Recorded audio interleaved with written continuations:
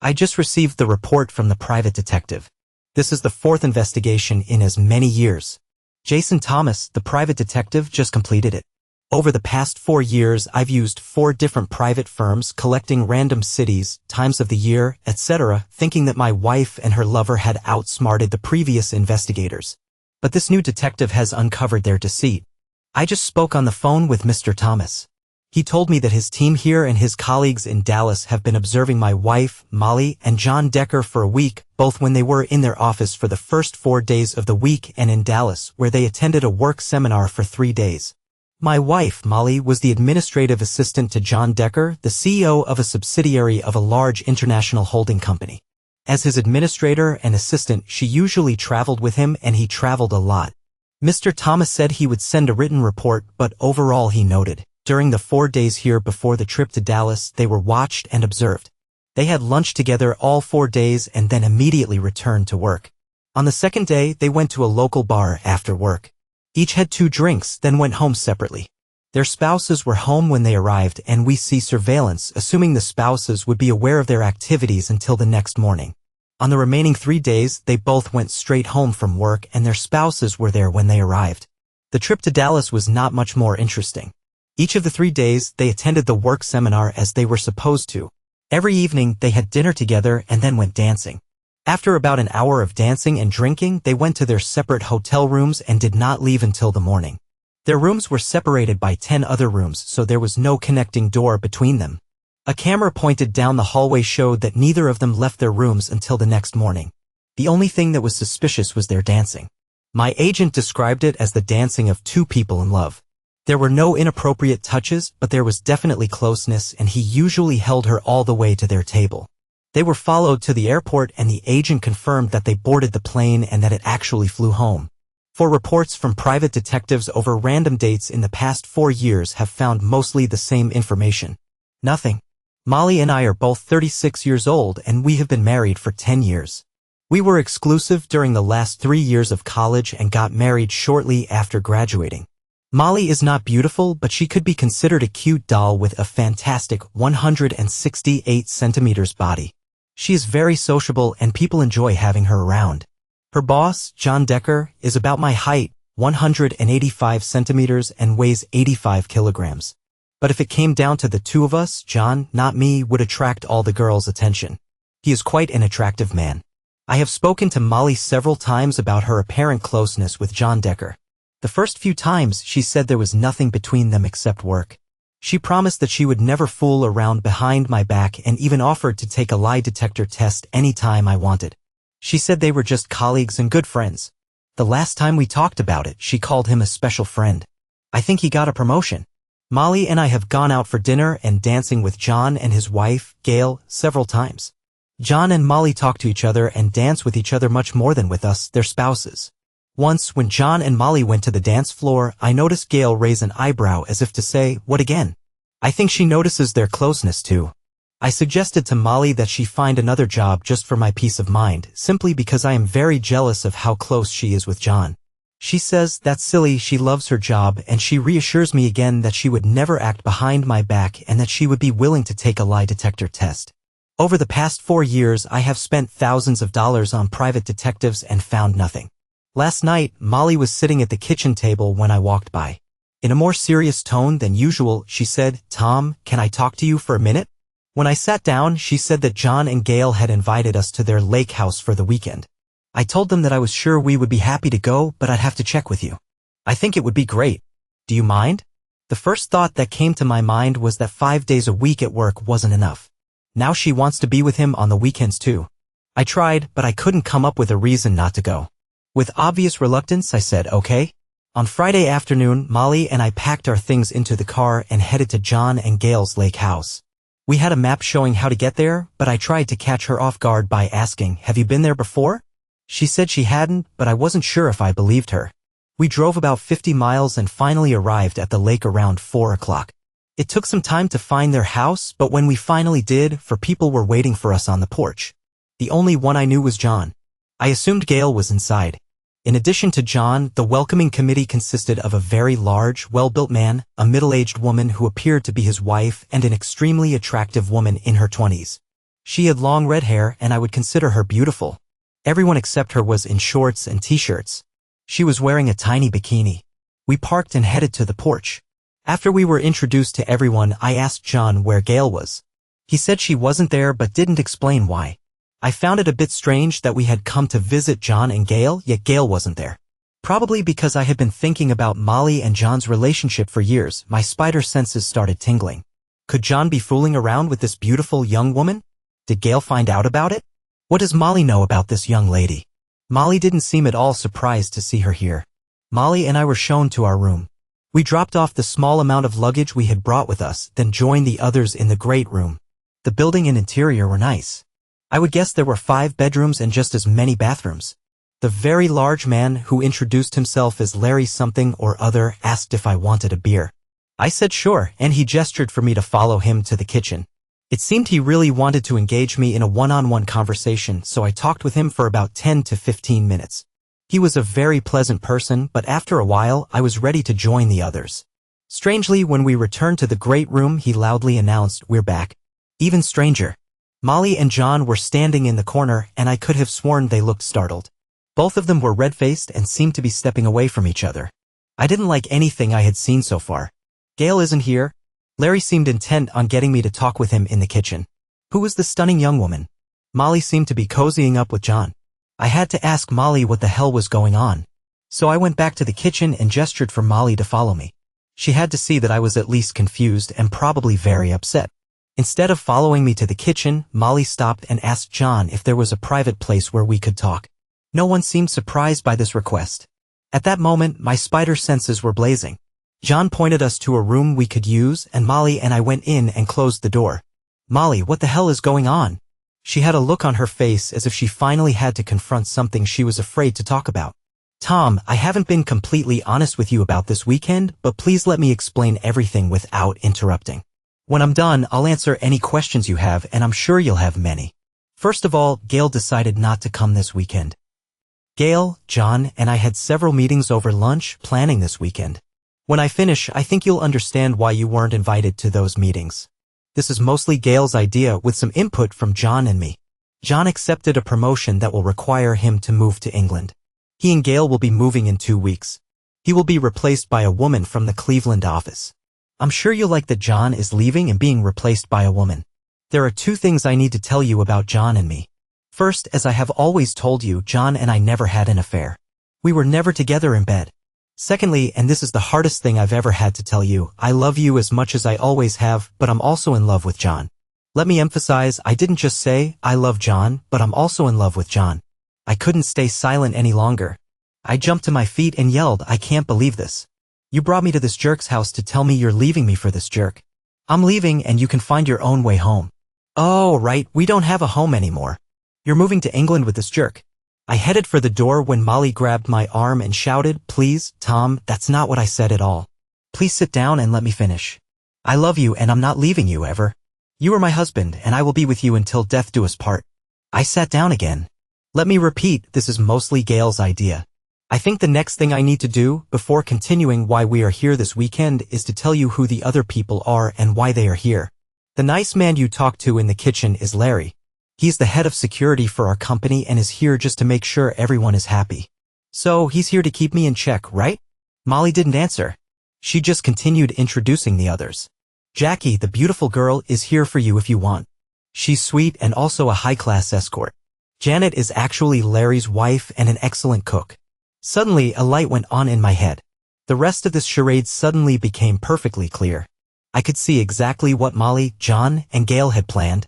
Molly knew that John would disappear from her life after this weekend. The 2 lovers, John and Molly, would spend the weekend finally being together as lovers. After that, John and his wife Gail would go off on their adventure to England. On Sunday, after I watched my wife make love to someone else all weekend, she and I would hold hands, happily skip to our car, and live happily ever after. Is this woman crazy? They brought Larry to make sure I didn't harm John or accidentally hurt my unfaithful wife. Jackie is here to offer me sex. All of this is to give John and Molly a weekend of love and sex. Molly, I don't agree with any of this crap. Where the hell is Gail? You say this is all her idea. Where the hell is she? She decided that for her emotional well-being, it would be better if she wasn't here.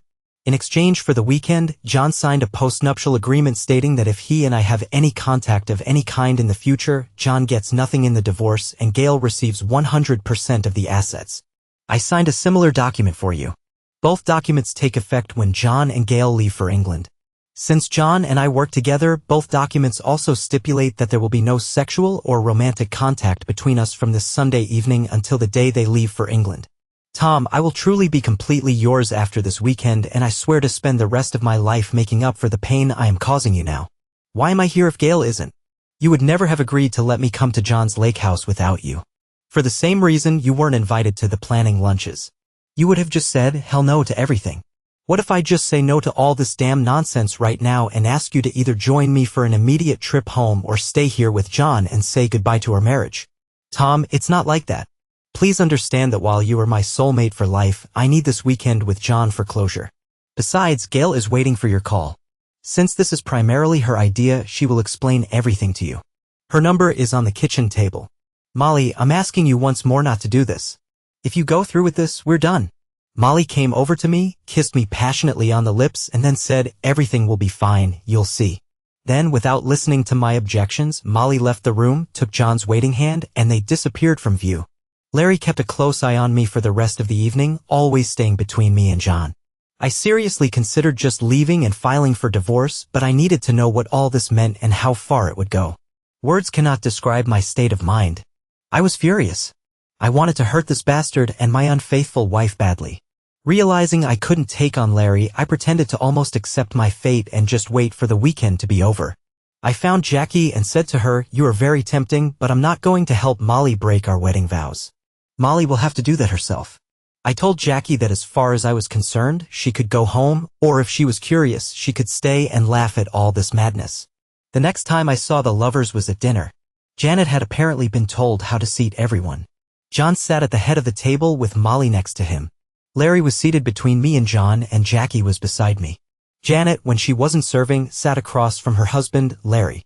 I assumed that by now my beautiful wife had become an adulteress, thus making me a cuckold. I noticed, probably at John's suggestion, that she wasn't wearing her wedding rings. The only thing I did throughout the meal was point to her bare finger. After dinner, Jackie put on a beautiful red bikini and went for a swim. I sat by the pool, contemplating the rightness of my decision not to take advantage of her services. Then John and Molly came out holding hands in their swimwear. Larry sat next to me and tried to start a conversation. It became abundantly clear that this whole charade had been prearranged. He watched my every move, making it clear that nothing good would come to me if I made any move toward my unfaithful wife and her lover. Soon after everyone gathered by the pool, Molly came over and sat next to me. She rested her head on my shoulder and said, I love you, Tom. It will all work out. We'll talk when we get back home. I thought, this woman is crazy. I quickly stood up and walked away, loudly enough for everyone to hear, go to hell, you wretch. Tears sprang from Molly's eyes, but she didn't respond to me. For the rest of the evening I avoided everyone except Larry, of course. He was always somewhere nearby, keeping an eye on me. I decided to call Gail. Maybe she could shed some light on this train wreck. She must have been expecting my call because she answered on the first ring. She must have added me to her caller ID. In a sad voice, she asked, how is the sad affair going? Are you still at the lake house? Gail, what the hell made you come up with this disaster? I don't know about you and John, but it has destroyed my marriage with Molly. Tom, let me explain what I was thinking. I admit I was considering my own marriage with John. I didn't think too much about you and Molly. I believe that women can move on and forgive infidelity more easily than men. I know that John deeply loves Molly and has suffered for 4 years because she refused to have sex with him. She always told him that she wouldn't have a cheap affair behind your back. I proposed a compromise, a weekend of sex and love in exchange for them never contacting each other again. I couldn't imagine them being thousands of miles apart but in constant communication. I was afraid of what that might lead to. If they ever connect in the future, in any way, it could destroy each of us. I didn't invite you to the planning lunches because you would have just said no to everything. And to you, wretch, go to hell and be sure that things won't go as you planned, I growled and ended the call. Entering our bedroom, I found, unsurprisingly, that the only luggage there was mine. Molly's things had been moved, so it was no longer our bedroom, just my bedroom. It made me very sad to think that Molly and John were now in their bedroom. Lying in bed, I kept wondering how Molly could think that after this weekend we could just magically resume our loving relationship. All I could assume was that their 4-year emotional affair, though not sexual, made them think the world owed them something and that everyone would understand their needs. I couldn't sleep and stayed alert, listening to everything happening around me. Around midnight, Jackie knocked on my door and came in to ask if I was okay. She also reminded me that she was still available if needed. I thanked her for the offer and said that turning it down was one of the hardest things I'd ever done. But no, thank you. She said she regretted my decision. I quietly went out to the pool. The hot tub was separated from the pool by a 3-foot stone wall, so I found a lounge chair, dragged it to the tub, and quietly settled in. Naturally, my guard was probably sleeping in his room near the bedroom of the adulterers, and he was nowhere to be seen. I waited an hour or so, then suddenly heard voices approaching the pool. I immediately recognized the voices of the two lovers. They couldn't see me, but I was only 10 feet away from them, hidden behind the short stone wall. Molly said, "Oh, John, this is so wonderful. I've loved you for so long, and finally, I can show you how much. I'll miss you, but we have 2 days to spend in love and remember for a lifetime. Let's undress and make love in the pool. Take off your clothes. I'll get us a couple of drinks." Molly stood up and went to the kitchen to get drinks. I hated him and I hated Molly for the absolute emptiness I felt. Finally, the moment I had endured the whole day's humiliation from this jerk and my cheating wife had arrived. John was naked and waiting for Molly when I approached him from behind. I shouted loudly enough for everyone in the house to hear me, "HY, asshole." Asshole seemed to have become my nickname for him. When he turned around, the white-hot rage I had been storing all day surged through my veins with adrenaline, and I kicked him, hoping with all my might to completely ruin his experience of sex with my wife. He doubled over and fell backward into the pool. I knew that Larry would soon get out of bed and come after me, but I didn't think there would be a physical confrontation with him. He might yell at me, but he wouldn't want to face assault charges, and in any case, the damage to his boss was already done, and Larry wouldn't seek revenge.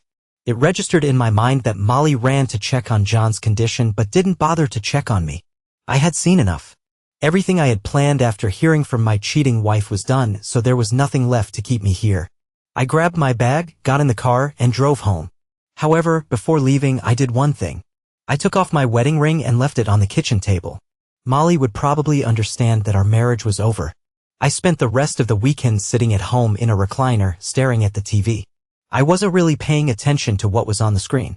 My mind was occupied with images of my beautiful wife with that jerk John. Since I had been at the lake house and knew the layout, I could picture them in various rooms, embracing with wide smiles, kissing as they held each other, and her in bed with him doing what should have been only for me. I wondered what she would say when she came home, if she came home at all. I really hoped she wouldn't come back, but I didn't know where else she could go. On Sunday evening, a car pulled up and stopped in front of my house. It was John and Molly. John got out of the car, intending to walk over and open her door. He probably asked Molly to wait and let him open the door for her, obviously to humiliate me. I think he forgot that the human body stiffens after an injury and a long drive. He winced as he got out of his door, still feeling the kick I gave him 2 days ago. He had to hold onto the car's fenders to walk around the side. Finally, he reached her and awkwardly opened her door. He helped Molly out of the car. Moreover, Molly helped John help her out of the car. I was glad that my parting shot at the lake house had obviously disrupted their lovemaking. This whole display was meant to show me that he was returning her to me after she had chosen to stay with him over me at the lake house.